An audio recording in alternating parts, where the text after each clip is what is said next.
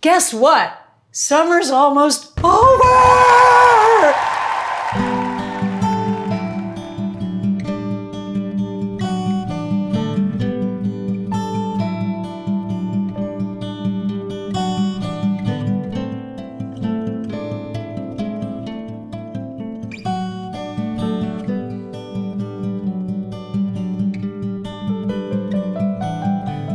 Let's make a late summer celebration dinner. What are we gonna make today, you ask? Well, we're gonna have a little snacky appetizer commonly known as Chex Mix. There seems to be a big craze of Chex Mix right now. David Schaefer makes the best Chex Mix on planet Earth. We're gonna try and replicate his Chex Mix. Then we're going to make a Jamie Oliver famous dish called Trevor's Chicken, which was recently on the insufferable Chef's Table. However, they did one called Legends, which is easier to watch than the truly unwatchable regular Chef's Table, to which I would like to say, it's just food. It's not the second coming. You're just making lunch. However, the Legends one is kind of fabulous. It's Jose Andres, Jamie Oliver, Alice Waters, and Thomas Keller. Pretty interesting. We're gonna make Trevor's Chicken, which was based on a chicken that his pops used to make in their pub. We're gonna change it a tiny bit, but it's essentially a chicken Wellington, which sounds like a great late summer idea. It's kind of shifting into the cooler weather, but not quite committing to the cooler weather. And then we're going to make a little dessert that I made up, which I'm sure somebody else already made up, which is essentially a pistachio ganache. I don't know how to explain it, but I was calling it a delice, and it's part of a delice, which is a layered dessert. It's like the creamy ganache part, kind of like a panna cotta. But anyway, it's a very, very delicious pistachio dessert that anybody can make, and it's quite fancy and lovely. Goodbye, summer.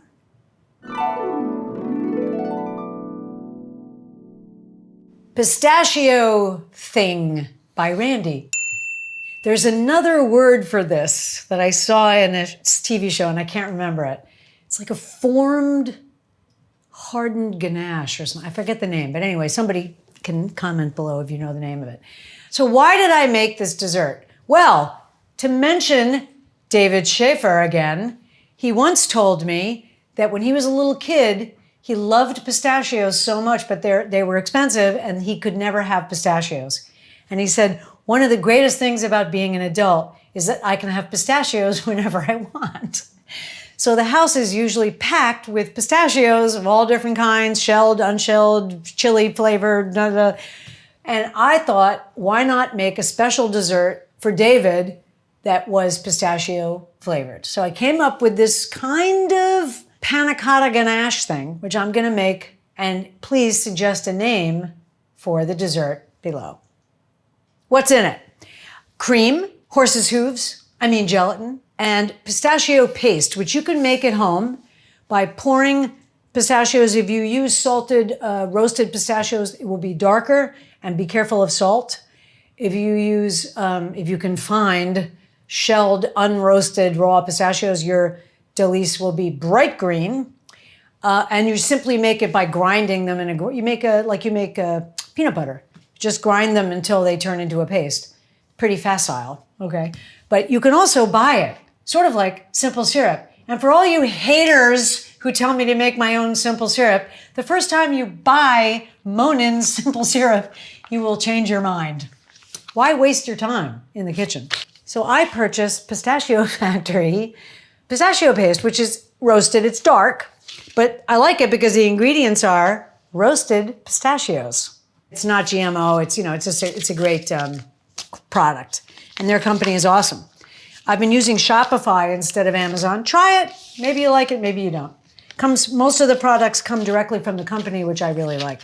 You just have to kind of knead this because it has oil and it gets separated. So before you use it, knead it a little bit. We're going to use cream, bizarrely, a little bit of milk, because the pistachio will thicken the mixture quite intensely.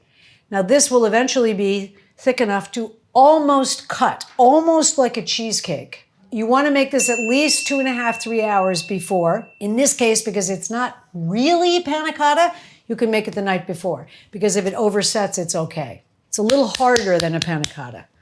It shouldn't jiggle. And then we're going to use a very dangerous item, Amaretti natural pistachio extract. You have to be careful with any kind of essence, guys. Be careful. If you watch the Great British Bake Off, they're always like, ooh, too much peppermint essence. Just be careful with essence. They're much stronger than you think. Taste it before you put it in. We're also going to use a little trick, which you might remember from the Betty Crocker episode, which is ground green pandan leaves, flavorless, natural green food coloring, if we want it to be greener. You don't need this. All right, here we go. Let's make whatever the name you guys came up with at the stove. Oh, I have to make the topping. Let me show you the topping. These are pistachios, as you may have noticed by the word pistachios prominently displayed on the bag. I can have them whenever I want. I'm gonna smash these, and we're gonna use it as a little garnish. If you're using the bag, leave a slight opening so it doesn't explode. So I have some big pieces and some small pieces. There's enough small pieces. We're gonna begin basically making a panna cotta. First of all, I'm gonna use around a cup of cream to bloom the gelatin. So that's about a cup. Now you can find humane gelatin. Knox is not an example of that. This is a holdover, and I feel weird about throwing out products that I don't agree with, because then it's even like you bought something with a checkered past and then you wasted it. It's kind of weird. Very carefully make a covering on top of here like this. Let this rest. It's not yeast, it's not really, they use the term bloom, but it's not really blooming, it's hydrating. Yeast is actually coming back to life when you put it in, and it fizzes when you're making bread. Remember the COVID days when you're making pasta and bread and all that stuff? I'm just not a bread maker. I'm not a bread maker. Are you a bread maker, Reggie? I've never made bread. It's very easy. If you use the Sullivan Street no-knead recipe, anybody can make bread. And then after a few minutes, I'm gonna put a very gentle heat on here, and I'm gonna melt the gelatin. Okay, I'm bored now, so I'm gonna turn the heat on. Low. Plums are amazing right now. It means you see the back to school commercials. You see plums in the deli. Winter's coming. Let this get warm before you start moving it. The first time I ever made panna cotta, on the bottom was a layer of gelatin because I didn't know how to make it. So this is an advice for dinner partiers. I saw it when they turned it out on their plate, and I just took the plates with a big smile. But I said, hey, I'm just gonna take those, that's not right. Don't make a big thing. If something's not right or if it's not cooked, you just go, I'm so sorry, let me take that. Like the duck incident with Edgar, the duck was raw inside. And everybody was like they were pretending they weren't noticing it. And I just went, I'm so sorry, and I took the plate away. Don't make a big thing. Don't make an excuse, but remove the plate, especially if it's raw chicken. You can see it's slightly melting. Can you see that? Shahar, we have shahar today. Adam was just too busy. Yes, I can. So while we're waiting for this, I'm gonna get the milk because I want milk. And speaking of the fridge, we want you to make suggestions about what the next item should be, which will cover the rest of this sticker that we can get off, but we didn't get it off because it's more fun to try to cover it. Of course, we started with Boom Boom Mancini. Come Christmas time, it'll be everybody's Christmas cards. But in the meantime, what should the second item be? So never do even numbers, so we actually need 2 items. Okay, I'm gonna just gently move this a little bit. See, it made a little skin, that's okay. I'm just kind of breaking up the skin a little bit, pushing it down, trying not to make lumps, there you go. You just don't want blobs. I mean, it's gross. It is made out of horse's hooves, Reg. However, you can buy humane gelatin. I have it. but I'm not going to use it until I finish the Knox. No offense to Knox. Let's add some pistachio. I'm now going to begin putting this in, said the actress to the bishop. Now you'll see it's quite dark green, which is almost the entire container. It'll look weird for a second, don't panic. Oh yeah. I'm now going to add some milk and a little bit more cream. I'm going to use 3/4 cup of milk and the rest cream. Both from Ronnybrook, which is great. That's from Farm to People. And Ronnybrook is a great New York State dairy. Now we're going to reheat this. This is so easy. You might think that was pistachio-y enough. I'm going to tell you it's not. You need more. It took quite a lot to get the pistachio flavor in the first time I made it. It needs a lot more pistachio. Squeeze in the pistachio. Squeeze in the pistachio. Now you see, you've already got a problem. Not a problem. You have an interesting effect. This is already quite thick. So you don't want to use as much cream as you would use for a 3-cup panna cotta, because it'll be a rock. Are we happy with that color? Doesn't seem particularly green to me. So we're going to use a little bit of food coloring and a teeny little bit of essence. But first, I'm going to taste it. It's somewhat pistachio. It's not that pistachio-y. I'm going to use a minute amount of this. It's also green, which is helpful. Don't tell anybody you use this. A little bit of salt. I forgot sugar. I forgot to put sugar in it. So I'm going to use superfine sugar that will dissolve almost instantly. 3/4 cup. This is why you don't cook in front of your guests. I'm going to taste it now.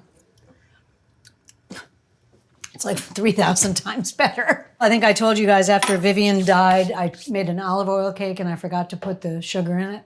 That cake is so resilient. I pulled it out of the oven, poured the sugar like this, stirred it with a fork, came out perfect. I'm going to put a tiny bit of this, just a little bit. Now remember, when we did Betty Crocker, it smells in here, but it has no flavor.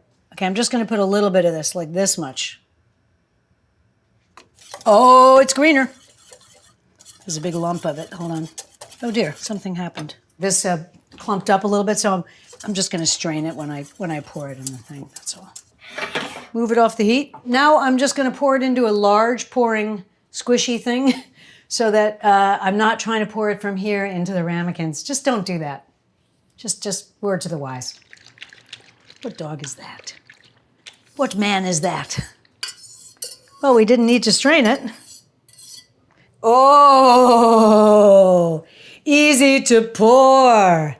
Can we do more to make it easy to pour? No, we can't do more. I'm going to pour this. I think we have more than these ramekins. Now, I did a very chefy thing. I put a wet piece of paper towel here so that the ramekins don't move when somebody carries them to the refrigerator. I need one more container of some kind. Thanks, Mamacita. Oh, you bastard. You can put this in the fridge right away, even though it's warm and it changes the temperature of your refrigerator. Or you can let it come to room temperature, and you want to gently cover it at some point, but you don't want the saran wrap or whatever you use to touch the surface because it will mark the surface, okay?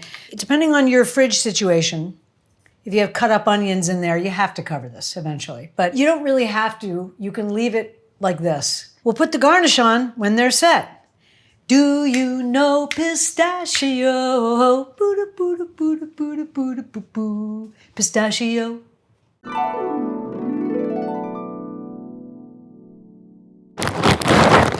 What could be next? A mix of CHEX. CHEX mix. The whole thing started in my world because David and I were driving somewhere and he was starving. And I said, oh, there's a bag of CHEX mix in the glove box because I like to have snacks in the car. I like Welch's Juicefuls, tropical. And I like berries and cherries, Welch's.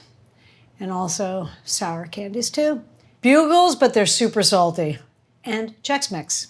David ate almost an entire bag of Chex Mix, and he started talking about how he thinks he could make Chex Mix better. So there's many different kinds of Chex Mix. The one you buy in the bag or the box is pre-made. Lynn made this beautiful list of all the different kinds of Chex Mix. I'll just go through this quickly. Traditional cheddar, buffalo ranch, spicy dill, bold party blend, sour cream and onion, peanut lovers, hot and spicy, discontinued. Jalapeno cheddar, chipotle cheddar, white cheddar, Italian urban parmesan. These are ones you can buy? Jeez Louise. Cherry and crunchy nuts. Extreme sweet and spicy sriracha. Extreme habanero lime. I mean, who knew? I've only seen 2 varieties. Then you can make your own Chex Mix with the famous recipe on the back. Original Chex Party Mix. The real Chex Mix has, I'll tell you what it has in it. Chex, nuts, pretzels, bagel chips. That doesn't sound very exciting to me.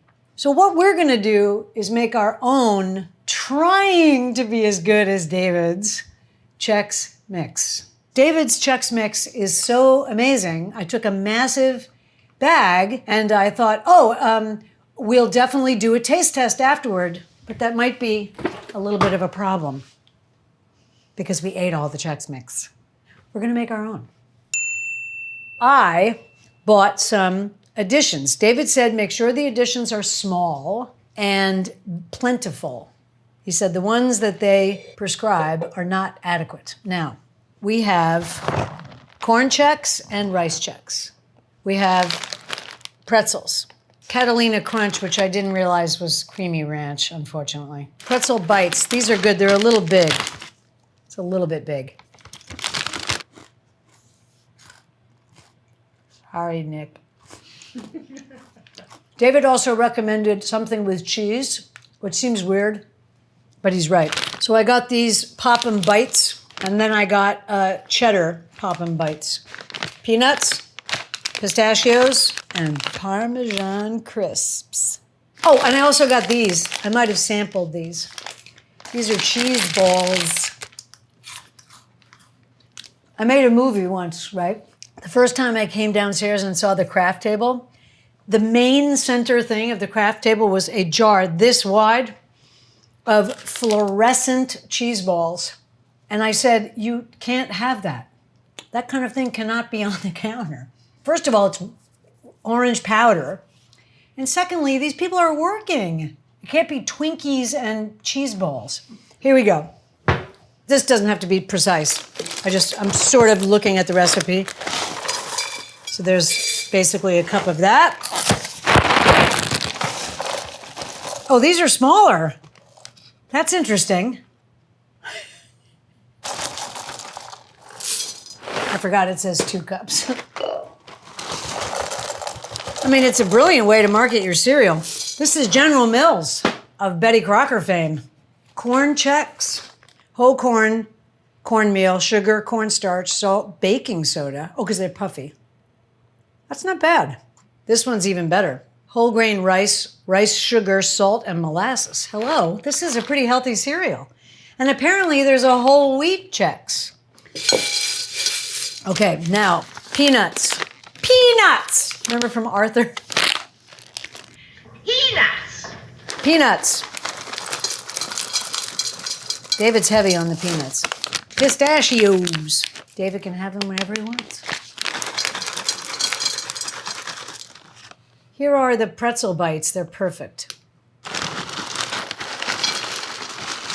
I'm going to taste one of these.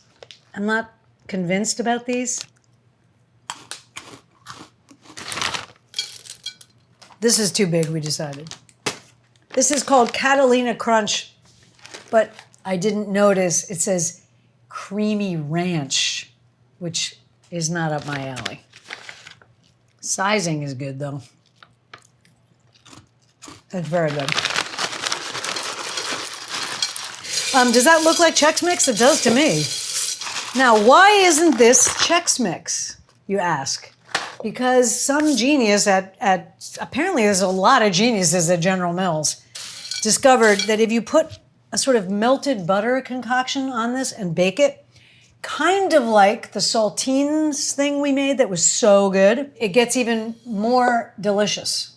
My freaking dogs, you know, here's the problem. They're allowed to go upstairs now because they haven't done accidents up there. So now, for instance, there's no dogs down here. They're upstairs in the TV room, macking out while we're down here. I don't get to see them all day. Okay, all right, so how much butter is it? Let's see. Yeah, 3/4 of a cup. David said 2 sticks. Now, honestly, the amount that we're making, this actually might be appropriate. And then it's basically your flavorings. Worcestershire, we're gonna use some very, very good soy, some herbs and stuff. David puts thyme and stuff in his, that's why it's so good. And that's gonna be a concoction in this bowl. Now, I am gonna melt both sticks, I think, because this is a lot.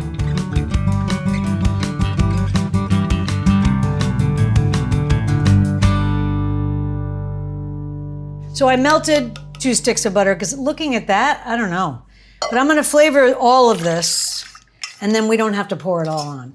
I was watching a show about a lady who poisoned the entire family of her ex because she wanted custody of the children. She poisoned 5 people and she used a beef Wellington. And I'm like, that's like so much freaking effort. And she went online to all these weird mycological societies where the mushroom people, and she found out where in Australia were death cap mushrooms, which in a tiny amount will kill you quickly, shut down all your organs, over. She foraged and found death cap mushrooms, dehydrated them so that they were ultra strong, ground them into the Duxelle. You remember the Duxelle? The Duxelle, a beef Wellington, seriously? Told them she had cancer, so they would come to the lunch without the children, okay?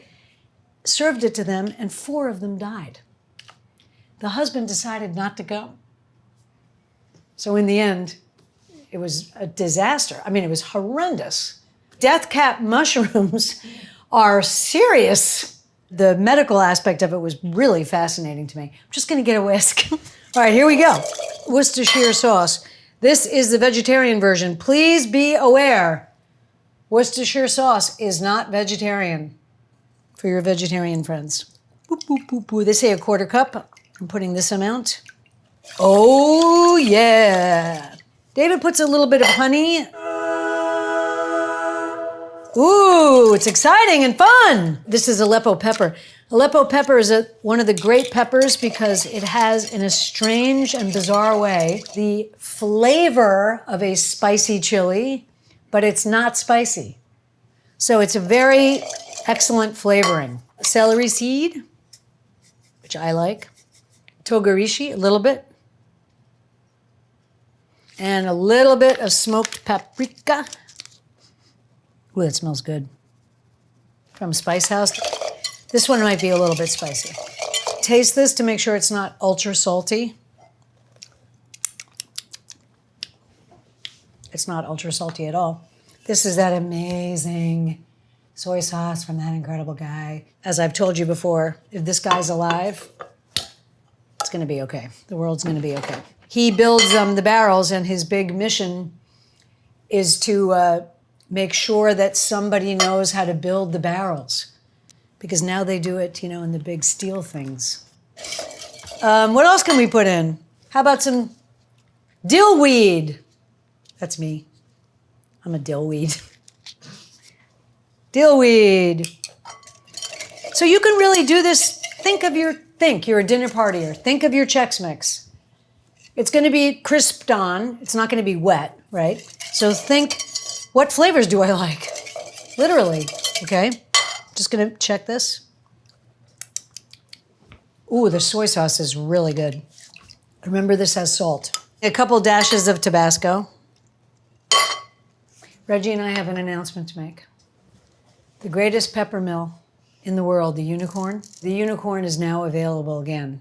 My suggestion is that you buy one, because it is the best pepper grinder. Now I'm gonna pour this into my Chex Mix. I think it might be exactly the right amount. How to get this evenly on there. I guess like this, right? Yeah.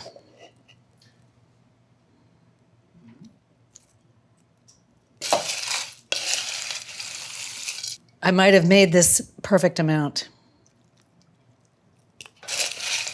I mean, how wet is it supposed to be?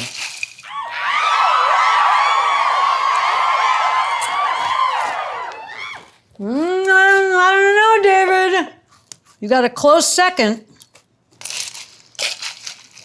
I guess that's right. We have no butter pooling at the bottom. For this, I could use a bigger spoon. It's more hearty than you think it is. I mean, it's less breakable. Do you think we need two trays? Great thing for holiday, guys. I think I might have made the second best Chex Mix in the world. Listen, if you drink alcohol, that's a good snack. I'm now gonna put it in a 300 oven. They say 250, but I think that's too low. So we're gonna do 300 and just keep an eye on it and kind of shake it a couple times. Let's take it to the stage. Goodbye. Chex Mix.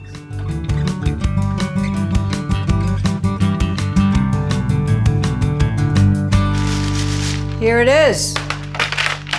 I got slightly burnt, the one on top. It is delicious, but 250 is probably correct. And we ate lunch and stuff, and you should sort of keep an eye on it, shake the pan. I mean, we got one pan that's fine, and one pan was slightly burnt. So 250, 260, keep an eye on it. Chex Mix.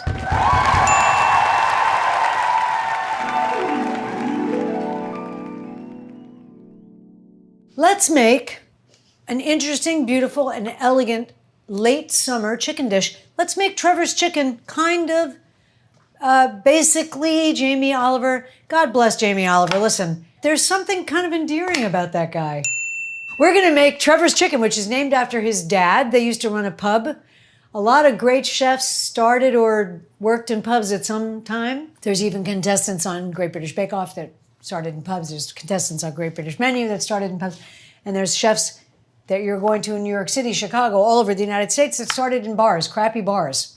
Well, I don't think that Jamie Oliver's dad's bar was crappy because they had this rather elegant chicken dish, which is essentially chicken Wellington. But I think it's a really cute idea. What is it? It's a mushroom stuffing with some herbs and lemon.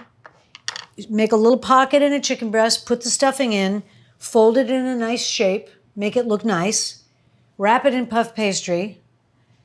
We're gonna put a lattice on it.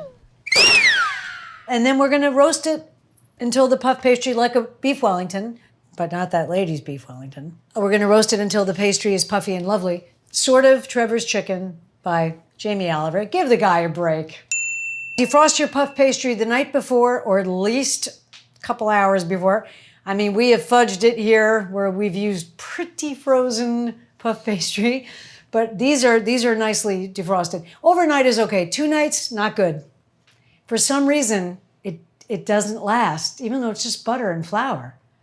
But it turns gray and it gets weird if you defrost it for too long.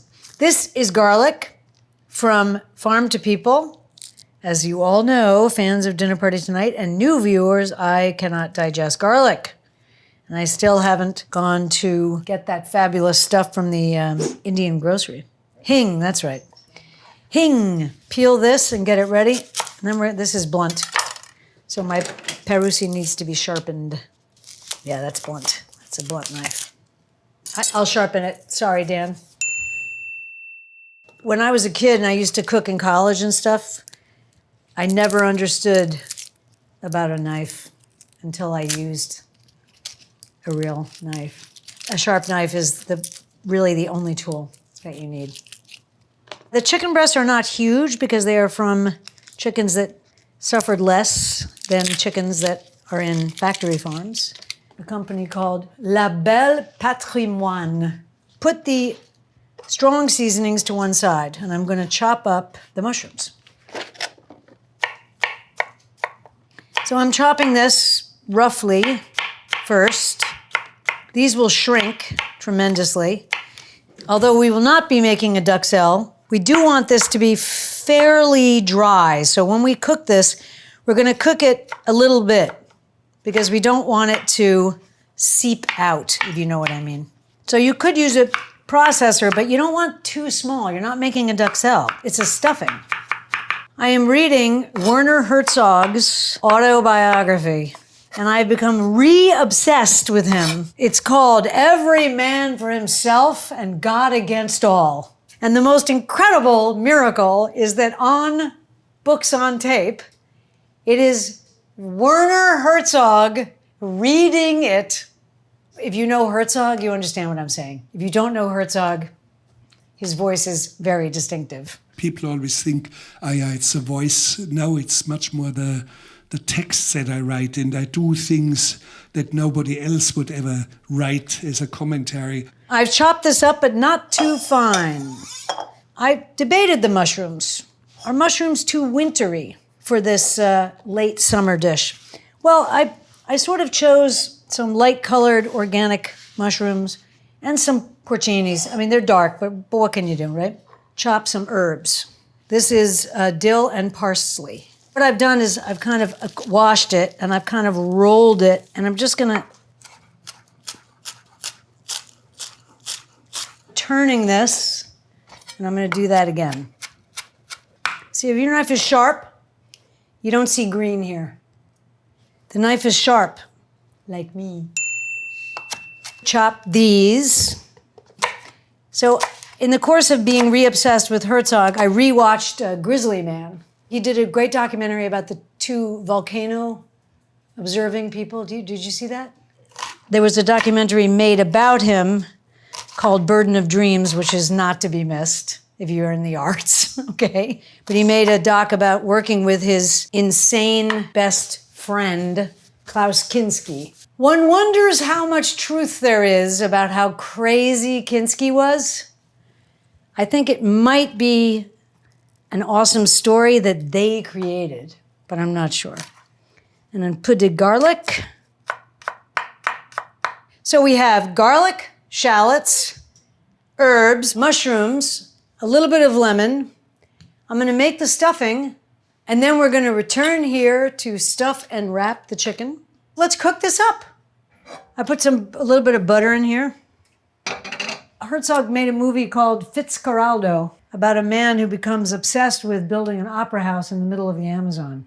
During the course of the movie, a steam vessel, the size of, like a ferry that you would see in New York, is carried over a mountain. And you could do this in a studio very successfully, but Mr. Herzog wanted to do it in the Amazon with a real steamship, with actual human beings pulling this thing up. You can see it in the movie, but you can really see it in Burden of Dreams, which is about the making of Fitzcarraldo. I'm now going to take this rather massive cutting board situation and put the garlic and shallots in. So when I think about directing, I feel sometimes like I'm trying to pull a steamship over a mountain.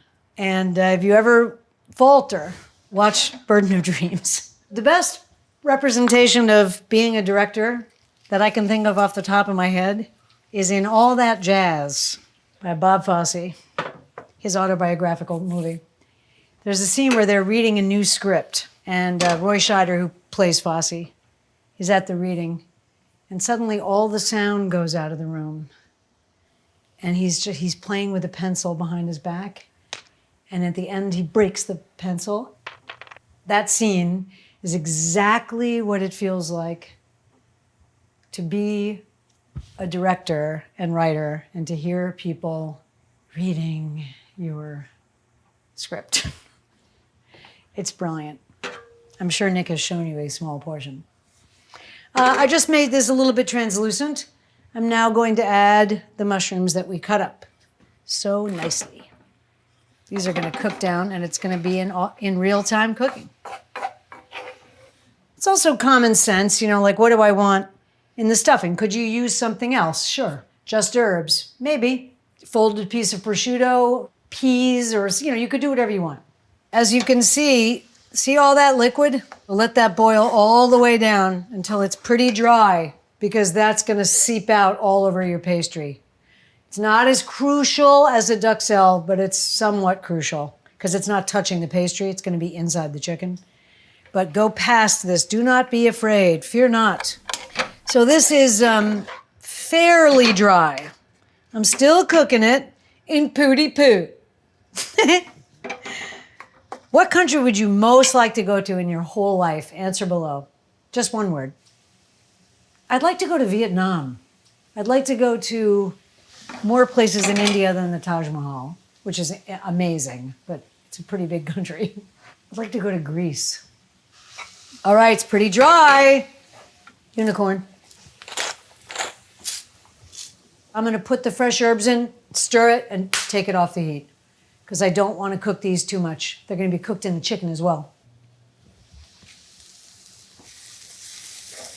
Oh, look at that. That's beautiful. Isn't that beautiful? That's our stuffing ready to go. Off the heat, because you need it to calm down while you prepare your chicken and your wraps. Let's go. Now, we're gonna take a look at our chicken. My advice to you, as always, is as follows. Fellows, do not do this right before you start cooking. Because if there's something you don't like about your chicken, your fish, your steak, whatever it is you're making, it's too late. So try to do this. If I'm cooking at home, which is what I'm always doing, I do this in the morning. And I re-wrap it in my own wrapper. I'm just gonna take a look at these. 1, 2, 3. I'm just drying these. My hands are now contaminated, and so is the cutting board. You are less likely to get salmonella from non-death house meat, but you can still get it. What's this? This is a chicken tender, in case you've ever wondered what a chicken tender is. Okay, so I don't like that, but it's too bad. They cut it too deeply. Actually kind of nice of them, but you don't usually get that. Enough from the peanut gallery. My mother used to say that to me. I always thought she was talking about the peanuts, the characters. Where does that come from, actually?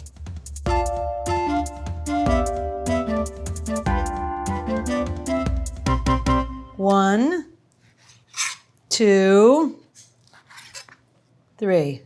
Now we're supposedly opening this somehow, stuffing it, and wrapping it in puff pastry.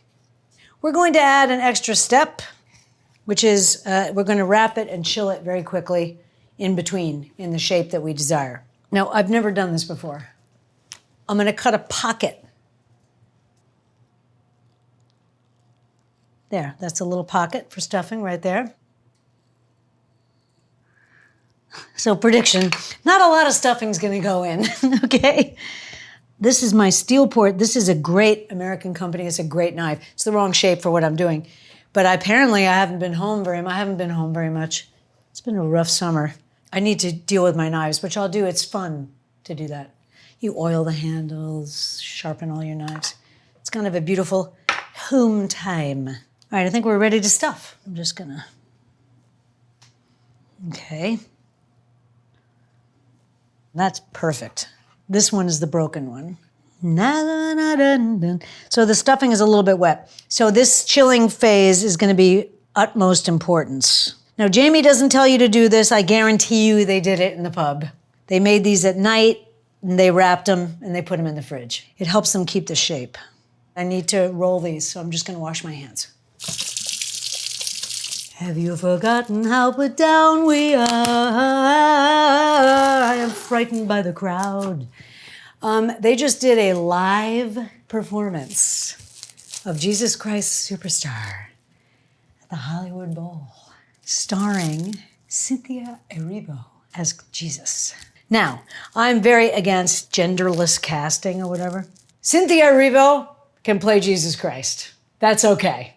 Now, God, please show it on TV. What a production. What a musical that is. Here we go. I'm going to try to wrap one. Taking this one with me, trying to wipe off the excess so it has a pretty good surface. Do this step, I'm telling you. It's important. It will help your Wellington. Do not tuck this. I did that once. It's a mistake. There you go. Oh boy. Suddenly, it's more manageable. So what I did was a Wellington when I was a beginner. I took the Wellington and I folded this under the Wellington and rolled it. So when I unwrapped it, the whole thing came unrolled. So stupid.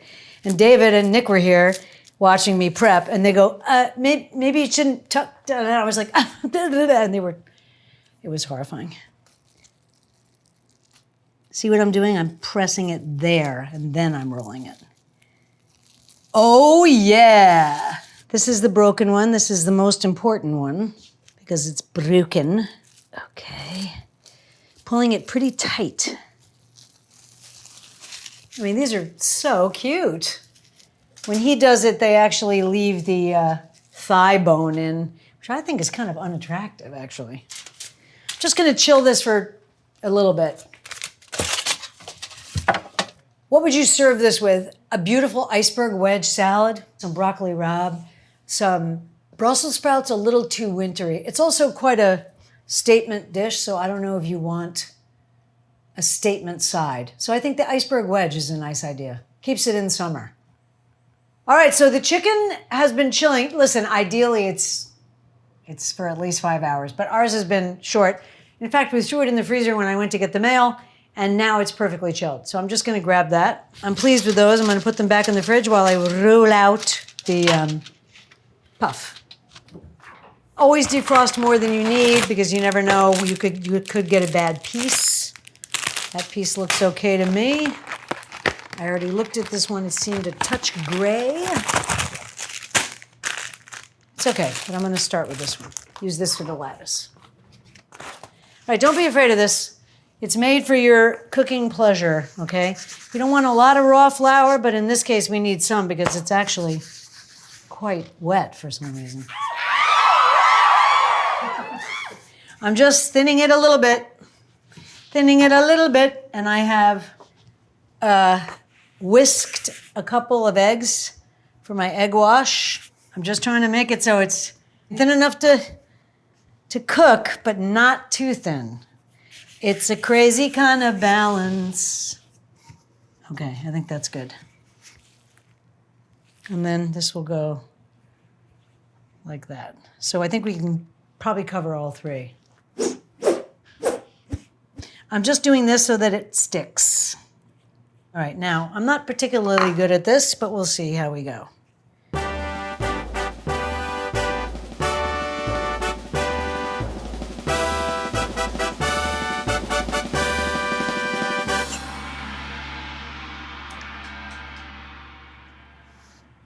Aw, that's sweet. I'm doing this quickly because puff pastry is temperamental only in that it melts. So you want to be a little bit conscious of time when you're working with it because it can melt. Folding over, and kind of using the melting aspect to seal it. Cute, right? Next one. It's a crazy kind of day. Making chicken Wellingtons, yay! We're making chicken Wellingtons today. Chicken Wellingtons today. You can do this, my friends, the morning before your party, if you so desire. Because these can stay, actually, you can rewrap them. And I'm gonna egg wash the tops when we're done. All right, I'm gonna put these back in the fridge. My dog is waiting at the door.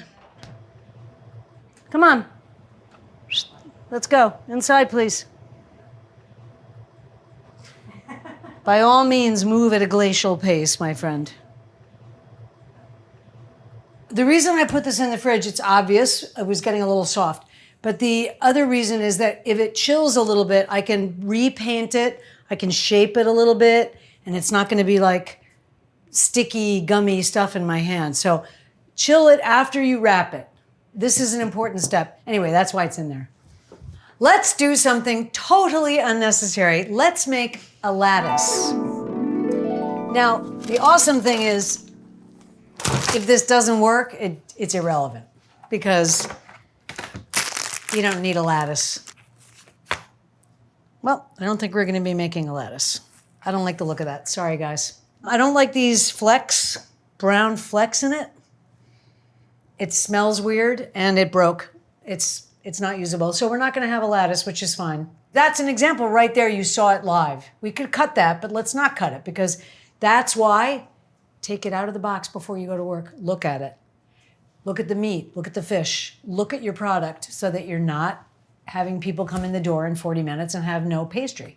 If you would like to see a lattice being made almost perfectly, not quite, you can look at the lattice in beef Wellington.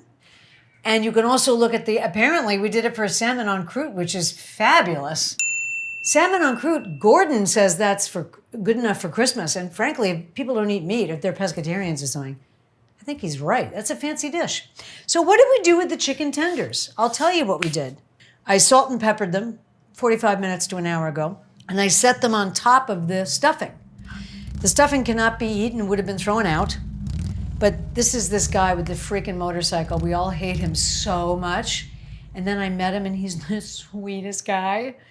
The stuffing will now be cooked in a 410 convection oven with the Wellingtons, and it'll be a very nice snack, perhaps for the crew. Ta-da! So you know what? If you need to throw stuff out, it's okay. Try not to throw out meat, because that's a creature that died. So it's good not to waste it, okay? Let's finish our Wellingtons. Thank God I don't have to do the lattice I was very concerned about. Is it a martini? The answer is yes. I think Jamie would be proud. Oh, they're much more easy to handle now. I'm just painting the bottoms. It's kind of smushing it. It's going to be thick pastry on the bottom. Oh, well. It's pub food. This will give a sheen. It's very important. Otherwise, your pastry will be matte. There's nothing wrong with that, but if you have an egg, liberally egg wash. Now, we discovered, I think, in one day that you can use cream as a substitute for egg wash. It's not quite as shiny, but it works. Okay, I'm gonna do something I really should have done 2 seconds ago.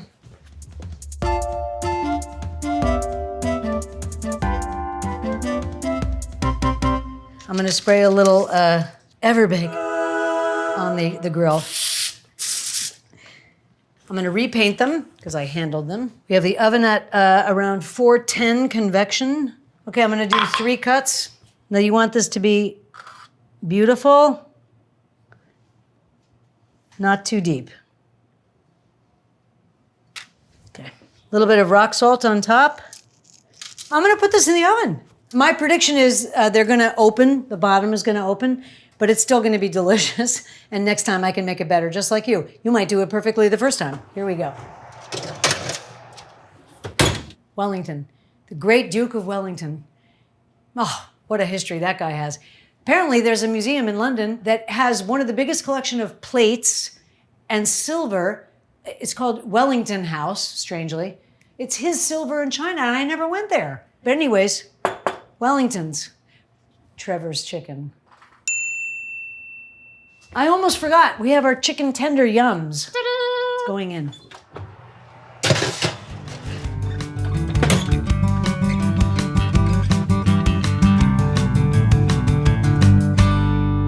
These look pretty spectacular. I mean, I don't know.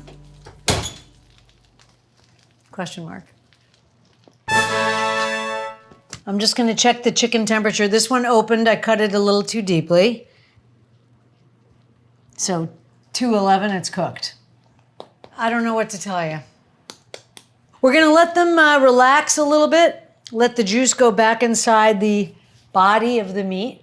They're totally stuck right now, so you have to be very careful. The fresh herbs inside, ooh, there's gonna be people asking for this. I think I know one person who's gonna ask for it. David. I'll slice it the way Jamie does, which is that he cuts the ends and then he cuts it in half in like position. I mean, we'll try to do that. It could fall apart. It could not come off the grate. Incidentally, it came up, why did I use the grate? The problem is the bottom. So what you want is to have some air circulating on the bottom. Ladies and gentlemen, although it makes intuitive sense to use a grate to cook a Wellington to have air circulation under the Wellington, it is in fact more intelligent to cook it on a hot baking tray. That way the bottom of the Wellington crisps up just as well as the top and doesn't fall through the grate and be impossible to remove. Use a baking tray. Thank you. So we're just gonna let this rest for a little bit. It's piping hot, so I'm unconcerned. It also appears very, very juicy. This could be really good.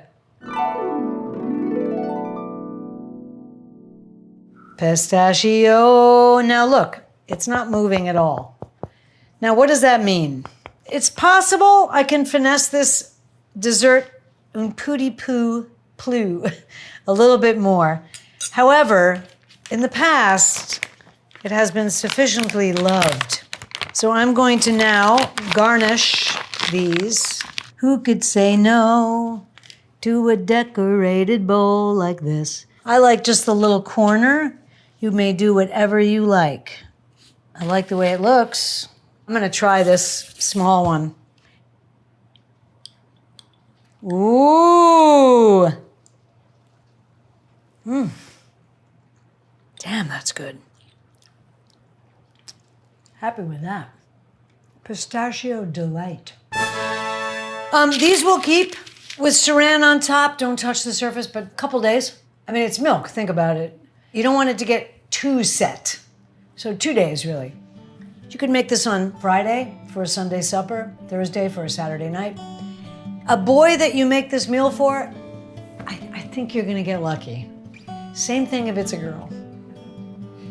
Today we made Chex Mix, sorted by the New York Times, improved by David, and slightly burnt by me. But it's still very good. Then we made Trevor's Chicken, based on Jamie Oliver's My Old Man's Superb Chicken, or Chicken Wellington. Pretty good stuff. Then we made a Pistachio Delight, Delice Ganache, which I sort of made up. Listen, give them a couple drinks and some Chex Mix. A beautiful chicken Wellington with an iceberg lettuce wedge. Finish it up with a Pistachio Delight. I think you're getting lucky tonight. We want to thank you guys so much for watching our show. It means the world to us. I'm telling you, man, it's made some very good moments, some excellent moments. Thank you so much for watching. Press the subscribe, like, whatever it is. Changes the algorithm. Nobody understands it, but apparently it helps. That's what we want to say. Dinner party tonight rules. Thank you, guys.